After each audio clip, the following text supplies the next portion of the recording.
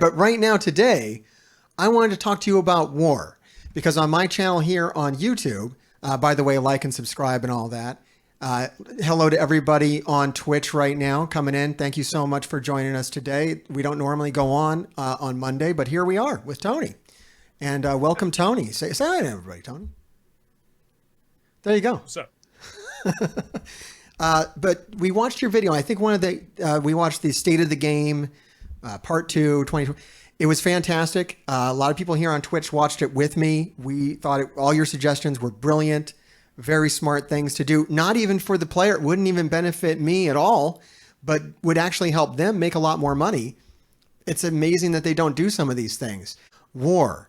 I'm telling people right now that war is 100% not worth it. It's a voluntary game mode. You don't really have to participate in it. And it's rigged.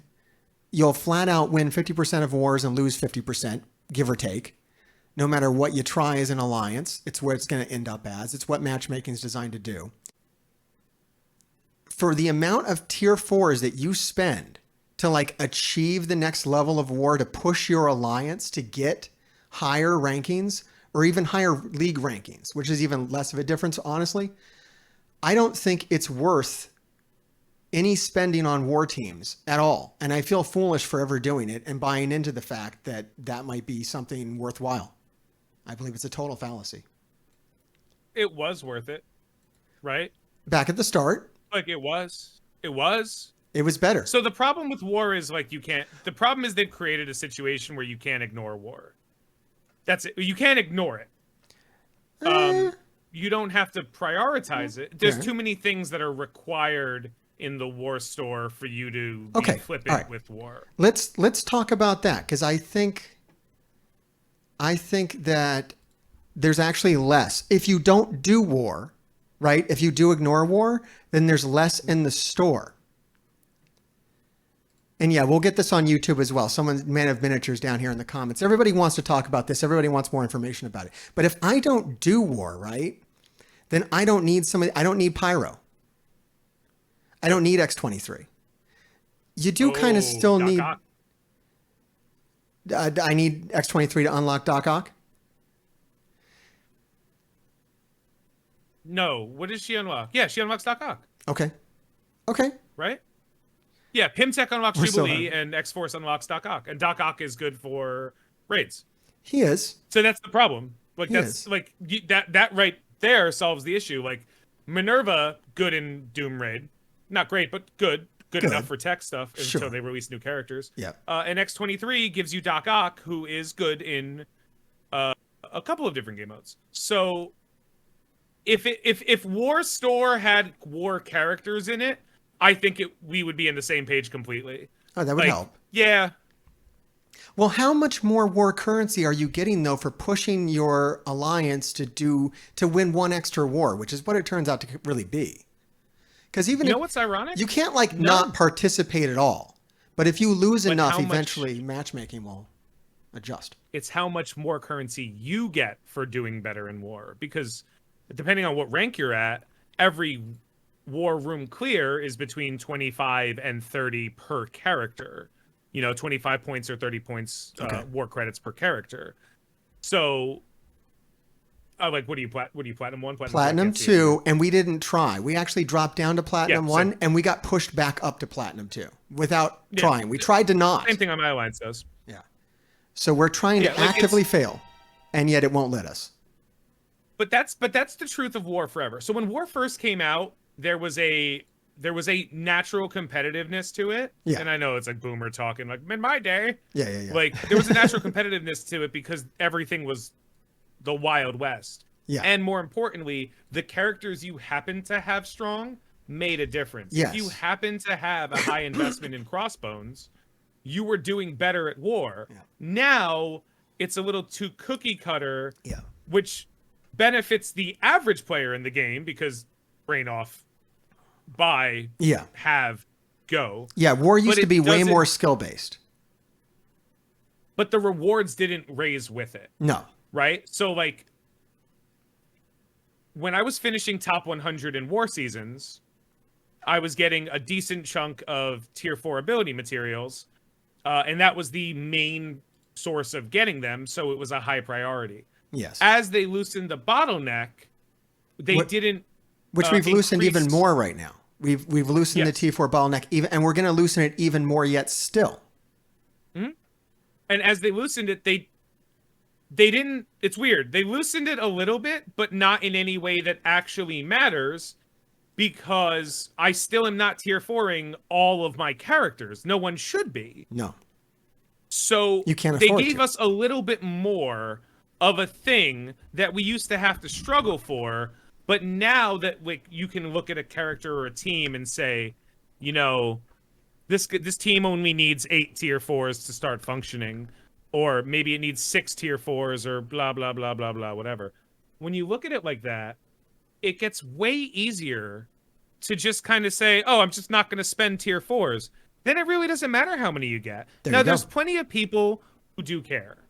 There's plenty of people who are like, I need to have this character stronger. And by all means, don't let us take away your fun. You know, like that's fine. Like whatever you enjoy. I wish there were ways to state officially in game that I'm not competitive in war and I don't give a shit about any of this. That would be great for me as a player, for my quality of life and my alliance's quality of life. Yeah. I wish they had that. That would make it better for me. And then I don't think we would have this friction in the community between those who do want and those who don't want. Another simple solution is to make the war store and the raid store identical. Yeah. You know what I mean? Yeah. Like I hear you.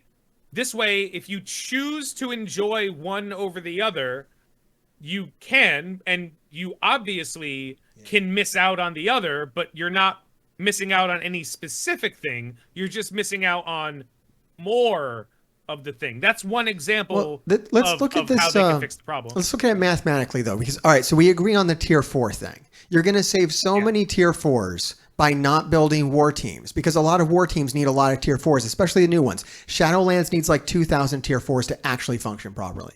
It's crazy. It's actually nuts. So yeah, it's a great team. I built it. I'm an idiot. Team, though. I'm a fucking idiot. I built it because I'm like, oh, I like fucking Moon Knight. But it doesn't help me anywhere. It was a total waste. It's one war attack, 3 times a week. I win it. Whoopee-doo. It doesn't matter. But all right, so you're saying the currency is a bigger deal. I get that argument.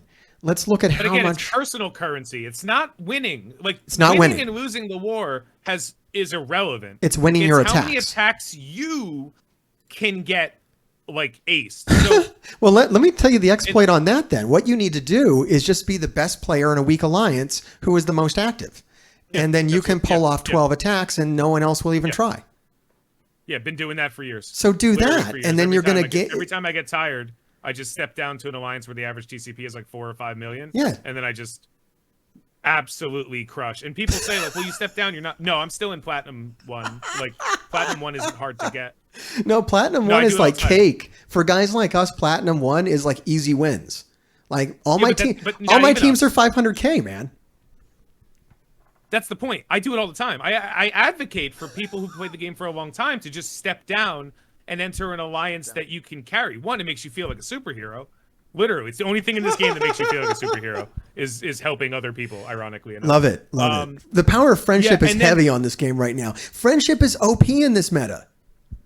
Yeah, like, and then maybe you don't win or lose the war, but who cares? If you're all in Platinum 1 and you get 8 attacks and you win 8 attacks, what is that, 28 times 5 times 8? Yeah, and the difference is, all right, so that's a ton of war currency. So it's 38 currency for a knockout. I have to scroll up. 34 currency for per knockout, per character you knock out in Platinum 1, as opposed to 36 in Platinum 2. There's like no difference. Yeah. No difference. Okay, so 34 times 5 times 8, assuming you do that. You can do 12. You're doing 12. If you're carrying the alliance, you're doing 12 attacks. Yeah, the difference between so that's actually a developer curse as a developer, because you have to find a weird spot. If they made the rewards for winning so much better than losing, people would get pissed off when they were close because they spent resources and got nothing in return. So that would piss off a lot of players. But if you make them too close, then you end up with the complacency. So the only people who end up being competitive in war are people who enjoy the competitive nature of that game mode specifically. So my alliance, Hogan House, is an extreme anomaly. We're top 20 in TCP, yet we don't give a fuck about war. So we're not building war teams. We're just drawing the easy currency that we already get. And I think you're going to see this more and more as the game goes on now until they incentivize this. And when they start dropping tier 5s in here, then I think we might see some increased activity. But will it be enough tier 5s to justify the cost?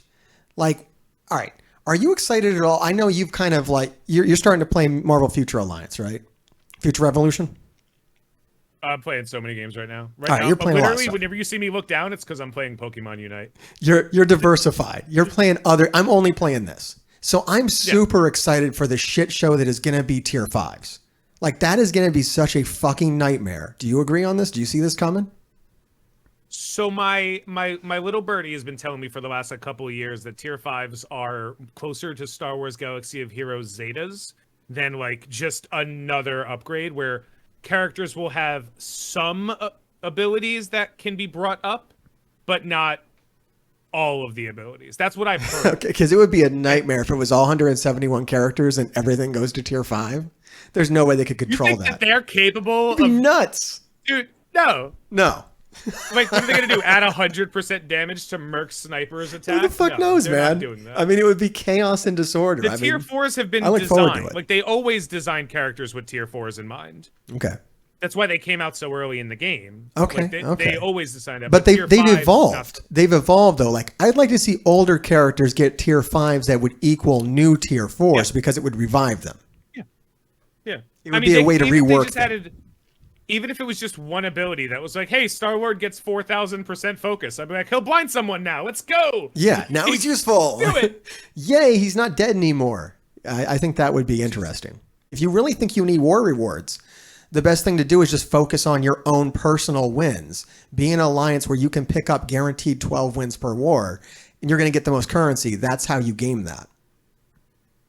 The game has shifted to a more selfish war strategy. Yeah, that's OP. And I don't think I'll do that. It used to be that way, but the game itself has forced the realization that the better you independently are, the better your rewards will be, as opposed to the better we are, the better we all will be. Because I no longer have to carry for somebody else to make up for their deficit when all I worry about is the best I can do. And that's unfortunate because that's a terrible way to design a multiplayer game mode. Yeah. But it is what it is. What you can do as an alliance leader and captain, let me speak from that perspective, because I think that was another one of the blind spots in your video is I think you were talking about quality of life for leaders and captains, and I filled in for you there.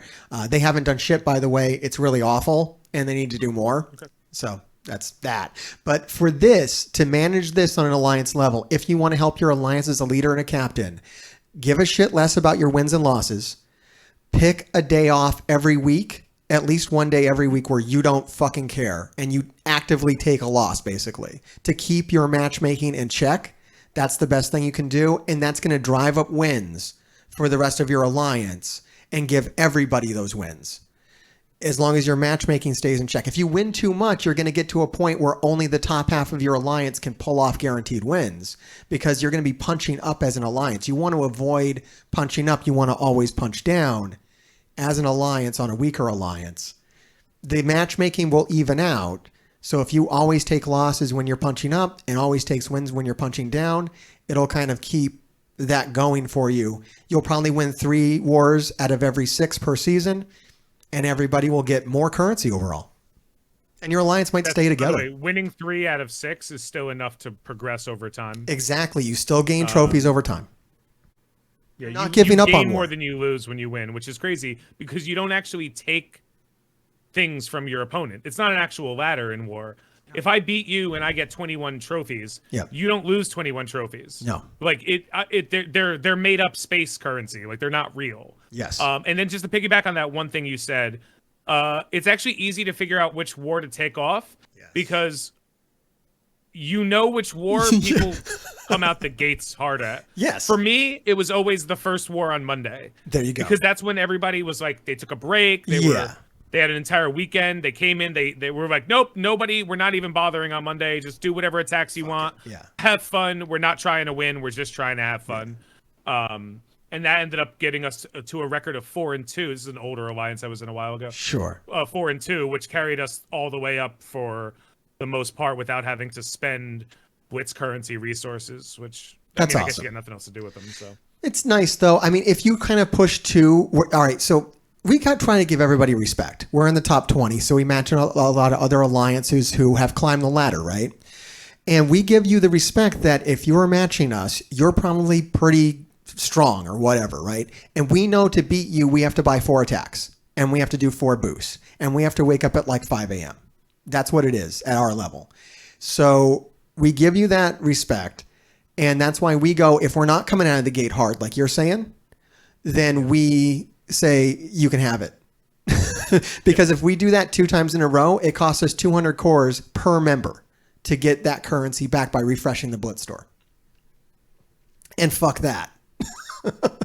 I'm not doing that. You know, I don't want to do that. We know they're changing war, and I've seen all of the changes that people have talked about, and I can honestly tell you, I'm like, who's this change for? Yeah. Like who another room? Oh my God. That's the worst news. That's the worst fucking news. Yeah, like you were saying in the video, it's only going to be for like the top alliances who are the most into this shit, who have like the biggest war boners are going to care about that, and like nobody else. And that's fine.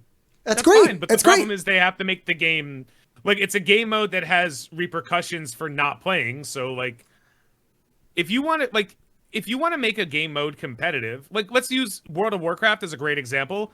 There's something called Mythic Dungeons in World of Warcraft. Like you can fight as hard as you want to get way better rewards, or you can just do the dungeon. It is completely player based. The rewards are reasonable at every stage.